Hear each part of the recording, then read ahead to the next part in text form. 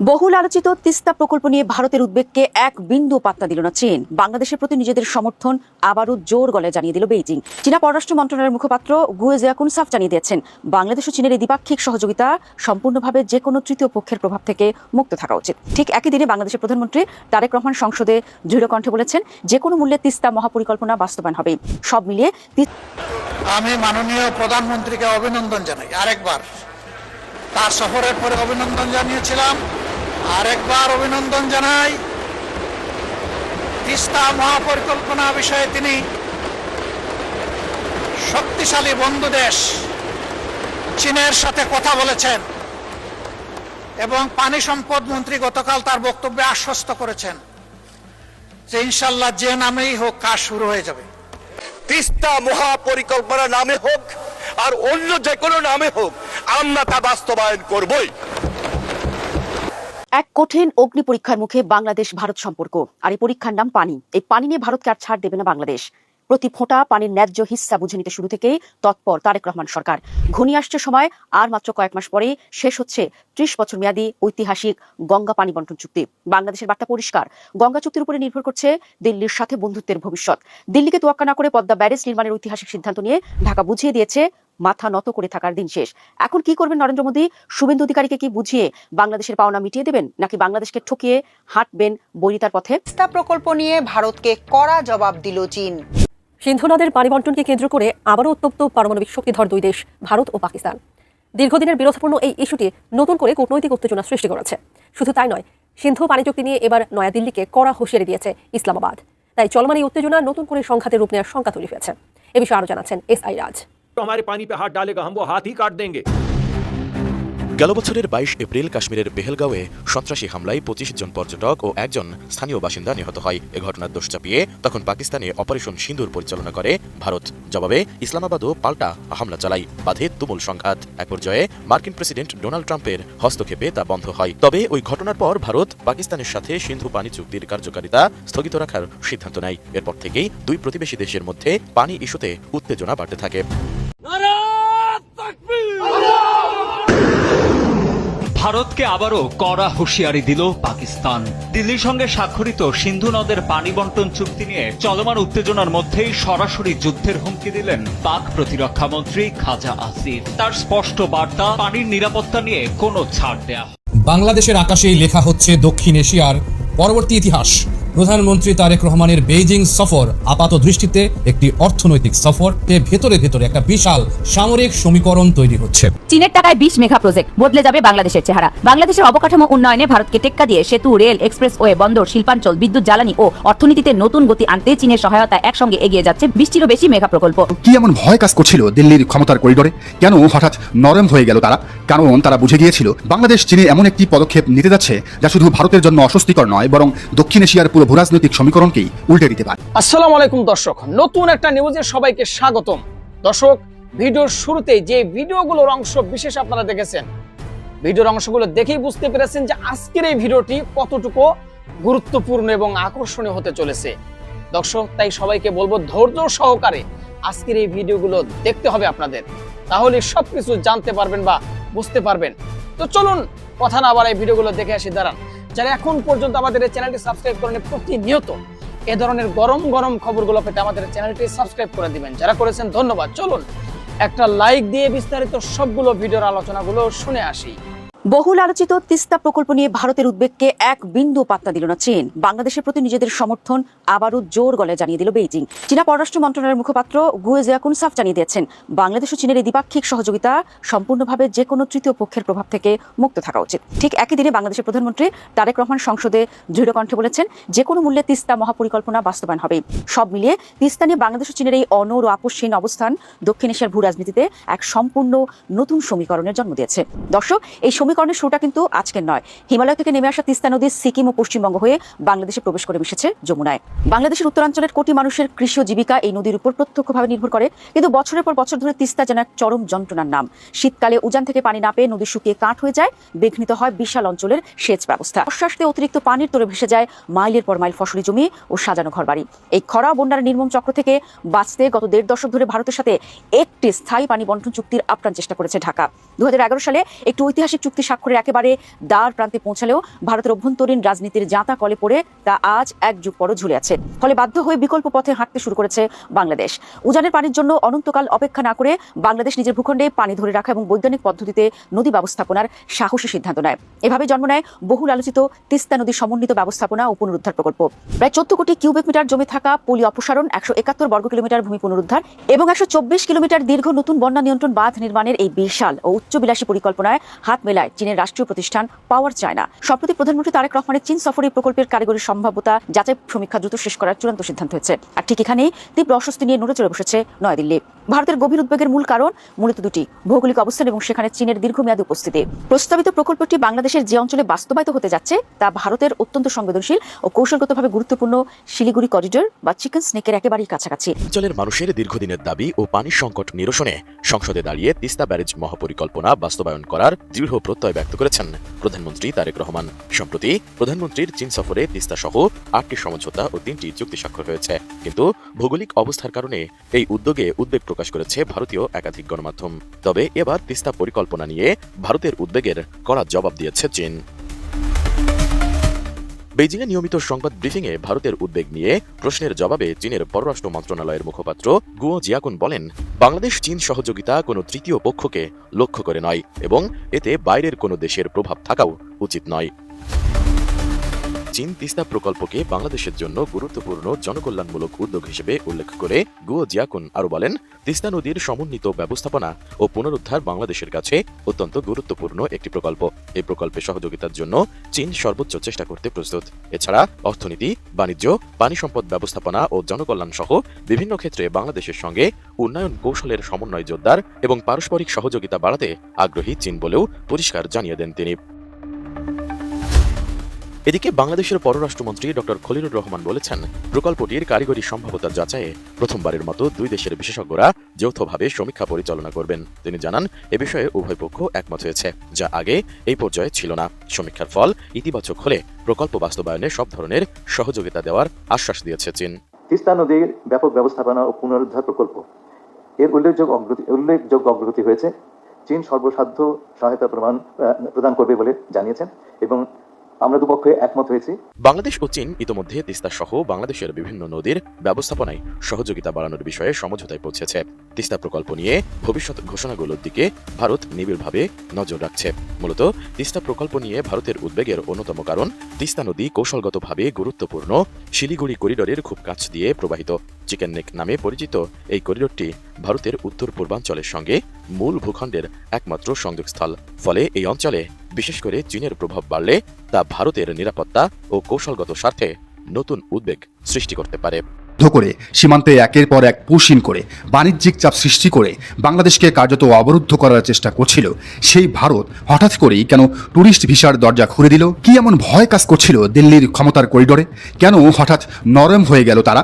কারণ তারা বুঝে গিয়েছিল বাংলাদেশ চীনে এমন একটি পদক্ষেপ নিতে যাচ্ছে যা শুধু ভারতের জন্য অস্বস্তিকর নয়, বরং দক্ষিণ এশিয়ার পুরো ভূরাজনৈতিক সমীকরণকেই উল্টে দিতে পারে। আর ঠিক সেই কারণেই শুরু হয়েছিল দিল্লির শেষ মুহূর্তের মনস্তাত্ত্বিক খেলা। কিন্তু তারা জানতো না, ড্রাগন যখন শিকার ধরে তখন সে শব্দ করে না, সে শেষ মুহূর্তে ছবল মারে। বেইজিং সফরের ঠিক আগে পরিস্থিতি ছিল অদ্ভুত উত্তেজনাপূর্ণ। কয়েক মাস ধরে ভারত একের পর এক চাপ সৃষ্টি করছিল ঢাকার উপর। সীমান্তে উত্তেজনা, বাণিজ্যে অঘোষিত বাধা, ভিসা কার্যক্রম স্থগিত, সব মিলিয়ে একটা বার্তাই পরিষ্কার ছিল, বাংলাদেশ যেন ভারতের অনুমতি ছাড়া অন্য কোনো কৌশলগত শক্তির সাথে সম্পর্কে না যায়। কিন্তু হঠাৎ করেই দিল্লি তাদের অবস্থান বদলালো। যে ভারত এতদিন বাংলাদেশি নাগরিকদের জন্য ভিসা কার্যক্রম প্রায় বন্ধ রেখেছিল, তারাই আবার ট্যুরিস্ট ভিসা চালু করলো। কেন? রাজনৈতিক বিশ্লেষকরা বলছেন এটি ছিল এক ধরনের কূটনৈতিক টোপ। দিল্লি চাইছিল বাংলাদেশের সরকার প্রধানকে কিছুটা নরম করা যায় কিনা, যাতে বেইজিং গিয়ে এমন কোনো বড় কৌশলগত চুক্তি না হয় যা ভারতের নিরাপত্তা এবং আঞ্চলিক আধিপত্যের জন্য দীর্ঘমেয়াদী বিপদ তৈরি করবে। এরপর শুরু হলো চীন সফর। প্রথম দিন গেল, দ্বিতীয় দিনও পার হলো। ভারতের নীতি নির্ধারক মহল, গোয়েন্দা সংস্থা, থিঙ্ক ট্যাঙ্ক এবং মিডিয়া তখন একেবারে তীর্থের কাকের মতো বসেছিল কোনো বড় ব্রেকিং নিউজের আশায়। কিন্তু অবাক করার মতো ঘটনা ঘটল। খবর আসতে লাগলো বাংলাদেশ এবং চীনের মধ্যে কিছু সাধারণ সমঝোতা স্মারক বা MOU সই হচ্ছে। কোনো বড় চমক নেই, না তিস্তা মহাপরিকল্পনা, না দ্বিতীয় পদ্মা সেতু, না দ্বিতীয় যমুনা, না বড় কোনো ঋণ প্যাকেজ, আর না বিশাল অর্থনৈতিক সহায়তার ঘোষণা। ভারতীয় সংবাদ মাধ্যমগুলো ধীরে ধীরে স্বস্তির নিঃশ্বাস ফেলতে শুরু করলো। দিল্লির সাউথ ব্লকের কর্মকর্তারা হয়তো ভাবছিলেন সব চাপ কাজ করেছে। তারা ধরে নিল আমেরিকার কূটনৈতিক চাপ আর ভারতের সীমান্ত নীতির কারণে বাংলাদেশ হয়তো শেষ পর্যন্ত বড় কোনো সিদ্ধান্ত নেওয়ার সাহস দেখায়নি। তারা সবাই ভেবেছিল এই সফর শেষ পর্যন্ত একটি সাধারণ কূটনৈতিক সফর হিসেবেই শেষ হতে যাচ্ছে, কিন্তু কেউ জানতো না সবকিছুই ছিল একটি নিখুঁত ছদ্মবেশ। কারণ কখনো কখনো সবচেয়ে বড় আঘাতটা আসে একদম শেষ মুহূর্তে, সফরের শেষ দিন। প্রধানমন্ত্রী তারেক রহমান তখন দেশে ফেরার প্রস্তুতি নিচ্ছেন। ঠিক সেই মুহূর্তে বেইজিংয়ের গ্রেট হল অব দ্য পিপল থেকে এমন এক ঘোষণা এলো যা কার্যত দক্ষিণ এশিয়ার ভূরাজনীতিতে পারমাণবিক বিস্ফোরণের মতো আঘাত করল। ঘোষণা হলো মিয়ানমারকে যুক্ত করে চীন বাংলাদেশ অর্থনৈতিক এবং বাণিজ্যিক করিডর চালু করা হবে। মুহূর্তের মধ্যেই ভারত, বিশেষ করে কূটনৈতিক বিশ্ব বুঝে গেল এটি কোনো সাধারণ রাস্তা বা কানেক্টিভিটি প্রকল্প নয়, এটি একটি গেম চেঞ্জার, এটি একটি আঞ্চলিক শক্তির মানচিত্র। অনেকের কাছে মনে হতে পারে একটা রাস্তা তৈরি হচ্ছে, এত বড় ব্যাপার কি? কিন্তু বাস্তবতা অনেক গভীর। বাংলাদেশ এতদিন স্থলপথে কার্যত ভারতের ভৌগোলিক বলয়ের মধ্যেই আটকে ছিল। আমাদের স্থল বাণিজ্যের প্রধান নির্ভরতা ভারত। অন্যদিকে পূর্ব এশিয়ার বিশাল অর্থনৈতিক অঞ্চল, আসিয়ান মার্কেট এবং চীনের মূল বাণিজ্য প্রবাহের সাথে বাংলাদেশের সরাসরি কোনো সংযোগ বা কানেক্টিভিটি ছিল না। এই নতুন করিডোর সেটাই বদলে দিল। মিয়ানমারের ভেতর দিয়ে বাংলাদেশ সরাসরি চীনের বিশাল অর্থনৈতিক হাইওয়ের সাথে যুক্ত হতে যাচ্ছে, অর্থাৎ ভারতকে পাশ কাটিয়ে নতুন বাণিজ্য পথ। কিন্তু এখানেই শেষ নয়। গত কয়েক বছর ধরে বাংলাদেশের সবচেয়ে বড় মানবিক এবং নিরাপত্তা সংকট হচ্ছে রোহিঙ্গা সমস্যা। মায়ানমার থেকে বাস্তুচ্যুত লাখ লাখ রোহিঙ্গা এখন বাংলাদেশের জন্য বিশাল অর্থনৈতিক চাপ। বাংলাদেশ বহুবার আন্তর্জাতিক সম্প্রদায়ের কাছে গেছে, ইউনাইটেড নেশনসে গেছে, কূটনৈতিক আলোচনা হয়েছে, কিন্তু কোনো স্থায়ী সমাধান আসেনি। কারণ মিয়ানমারের সামরিক জান্তা কারো কথা শোনে না। কিন্তু একটি রাষ্ট্র আছে যার কথা তারা শোনে, আর সেটি হলো চায়না। মিয়ানমারের সেনাবাহিনী থেকে শুরু করে সীমান্তের শক্তিশালী আরাকান আর্মি, সব পক্ষের উপরই চীনের প্রভাব অত্যন্ত শক্তিশালী। এখন যখন মিয়ানমার এই করিডোরের অংশ হবে, যখন তাদের ভূখণ্ডের উপর দিয়ে চীনের বিশাল বাণিজ্য প্রবাহ চলবে, তখন মিয়ানমারকে স্থিতিশীল দেখা চীনের নিজের স্বার্থে পরিণত হবে। আর তার মানে বাংলাদেশ কার্যত রোহিঙ্গা সংকট সমাধানের দায়িত্ব কৌশলে চীনের কাঁধে তুলে দিল। এক ঢিলে তিন পাখি। প্রথমত চীনের সাথে সরাসরি স্থল বাণিজ্য পথ তৈরি হলো। দ্বিতীয়ত ভারতের উপর বাংলাদেশের স্থল নির্ভরতা নাটকীয়ভাবে কমে গেল। তৃতীয়ত রোহিঙ্গা প্রত্যাবাসনের প্রশ্নে চীন নিজেই এখন সক্রিয় হতে বাধ্য হবে। কিন্তু এই করিডর শুধু অর্থনৈতিক করিডর নয়, এর ভেতরে লুকিয়ে আছে সামরিক বাস্তবতা। ভাবুন একবার, চীনের বিপুল পণ্য, বিনিয়োগ এবং কৌশলগত কার্গো যদি এই করিডর দিয়ে বাংলাদেশের পোর্ট অফ চিটাগাং এবং মোংলা পোর্টে পৌঁছায়, তাহলে এই পুরো রুটের নিরাপত্তা নিশ্চিত করা কৌশলগত বাধ্যবাধকতা হয়ে দাঁড়াবে। অর্থাৎ চীন শুধু বিনিয়োগ করবে না, এই রুটের স্থিতিশীলতা রক্ষায়ও তাদের দীর্ঘমেয়াদী আগ্রহ তৈরি হবে। আর এখানেই ভারতের সবচেয়ে বড় উদ্বেগ। দিল্লির নীতি নির্ধারকরা এখন বুঝতে শুরু করেছেন এটি কেবল একটি বাণিজ্যিক করিডর নয়, এটি ভারতের তথাকথিত অ্যাক্ট ইস্ট পলিসির জন্য একটি বড় কৌশলগত চ্যালেঞ্জ। বিশেষ করে ভারতের বহুল আলোচিত শিলিগুড়ি করিডর, যেটিকে অনেক সামরিক বিশ্লেষক চিকেন স্নেক বলে অভিহিত করেন, তার আঞ্চলিক গুরুত্ব নতুন বাস্তবতায় চ্যালেঞ্জের মুখে পড়তে পারে। সবচেয়ে বড় বিষয় হলো প্রধানমন্ত্রী তারেক রহমান দেশে ফিরেছেন। হাতে হয়তো কোনো সামরিক চুক্তির কাগজ নেই, কিন্তু তিনি ফিরেছেন এমন এক ব্লু প্রিন্ট নিয়ে যা বাংলাদেশের ভূরাজনৈতিক অবস্থানকে নতুন উচ্চতায় নিয়ে যেতে পারে। আর দেশে ফিরে সরাসরি মহাকাশ গবেষণা কেন্দ্র পরিদর্শন, অনেক বিশ্লেষকদের মতে এটিও একটি প্রতীকী বার্তা। বার্তাটি পরিষ্কার, বাংলাদেশ এখন শুধু আঞ্চলিক রাজনীতির দর্শক নয়, বাংলাদেশ প্রযুক্তি, কৌশল, অবকাঠামো এবং আন্তর্জাতিক ভারসাম্যের নতুন খেলায় প্রবেশ করছে। অপেক্ষা এখন আগামী কয়েক মাসের, কারণ ইতিহাসের নতুন এই অধ্যায়ে বাংলাদেশ আর কারো পেছনের উঠান নয়। বাংলাদেশ এখন বিশ্ব দাবার বোর্ডে নিজেই একটি গেম চেঞ্জার। আর দক্ষিণ এশিয়ার শক্তির ভারসাম্য হয়তো আজ থেকেই বদলাতে শুরু করেছে। আরেকটি বিষয় খেয়াল রাখতে হবে, সেটি হলো চীন থেকে আসার পর প্রধানমন্ত্রী তারেক রহমান এবং বিএনপি জামায়াতের প্রতি উদারতার নীতি দেখাচ্ছে। জামায়াতের প্রশংসা করছে, জামায়াত আমিরের কথায় হাততালি দিচ্ছে, জামায়াতের অতীত নেতাদের ব্যাপারে তারা পজিটিভ কথা বলছে। তার মানে সরকার চায়, বিএনপি সরকার চায়, তারেক রহমান সরকার চায় জামায়াতের সাথে মিলেমিশে এই সরকারটি রান করতে, যাতে ভারত কোনো ধরনের ঝামেলা করতে না পারে। ভারত বাংলাদেশটাকে একেবারে চেপে ধরবে, গলা চেপে ধরবে। আজকে আমি আপনাদেরকে একটা চরম সত্য কথা, এবং এই ভারত বাংলাদেশকে কিচ্ছু করতে পারবে না। একেবারে আপনি মনে করুন যে একটা গুলি করলে ভারত 9টা গুলি খাবে। ভাবছেন যে বাংলাদেশে এত কিভাবে, বুঝতেই পারছেন না। এখন বাংলাদেশটা আসলে এমন একটা টোপ, মনে করুন বাংলাদেশটা ঠিক মাঝখানে, ভারত আমাদের 3 দিক থেকে গ্রাস করতে চাচ্ছে। আমরা জানি বাংলাদেশের 3 দিকে হচ্ছে ভারত।